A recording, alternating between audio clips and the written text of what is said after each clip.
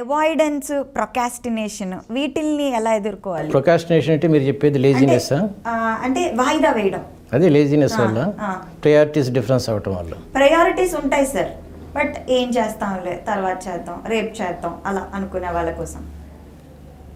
మీకు స్టీఫెన్ ఆర్కోవే రాశాడు కదా, urgent and important, urgent but not important, not urgent but important, urgent and not important అని 4 రకాలు పనులు. నీకు ఏది అర్జెంటో ఏది ఇంపార్టెంటో నీకే తెలియకపోతే జీవితం కుక్కలు చెప్పిన విస్తరలాగా ఉంటుంది. నీ ప్రయారిటీస్ ఏంటి? First is your self, second is your near by associates, third is society. ఇలా ప్రయారిటీస్ డిసైడ్ చేసుకోవాలి. మీరు అన్నట్టు ప్రొకాస్టినేషన్ ఎందుకు వస్తుందంటే చాలామంది జనాలకి ఏది ప్రయారిటీయో తెలియదు. రేపొద్దున పరీక్ష ఉంటుంది, ఈరోజు టీవీలో సినిమా ఉంటుంది, ఏం చేయాలనేది వాడు ఆలోచించుకోడు.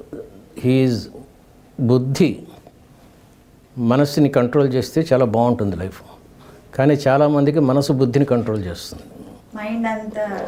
అలా చేసినప్పుడు జీవితంలో మనం ఏం చేస్తామంటే ఇది ఒకటే అయిపోయిలే తర్వాత చూసుకుందాం అంటారు. ప్రొకాస్టినేషన్ అదే కారణం అండి. ఇప్పుడు మన షూటింగ్ వాళ్ళు 3:00 2:30 నుంచే నేను రెడీగానే ఉన్నాను కదా.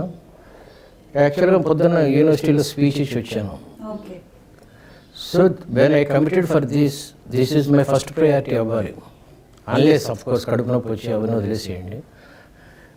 ప్రయారిటీస్ తెలియక జీవితాల్లో చాలామంది ఫెయిల్ అయిపోతూ ఉంటారు. పెళ్ళైన కొత్తలోనే ఒక కారు, ఇల్లు ఉంటే బాగుంటుంది అనిపిస్తుంది. ఫైనాన్షియల్ సోర్సెస్ సరిగ్గా ఉండవు కదా. ఇప్పుడే నువ్వు ₹1,00,000 అప్పు తీసుకుంటే నువ్వు సంపాదించేదంతా ఈఎంఐకే పోతుంది అని బుద్ధి చెప్తుంది. ఇప్పుడు ఆలోచించకపోతే ఇప్పుడు ఆనందిస్తామని చెప్పి మనసు చెప్తుంది.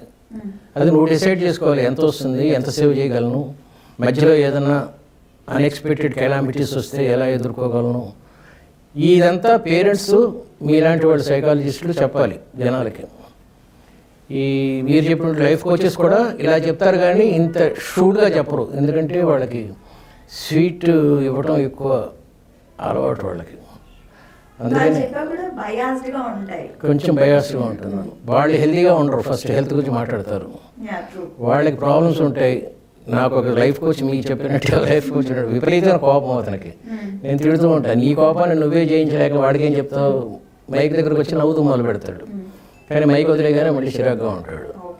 చాలా చాలా డ్యూయల్ పర్సనాలిటీస్ ఉంటాయి వీళ్ళలో, అలా ఉండకూడదు. ఓకే.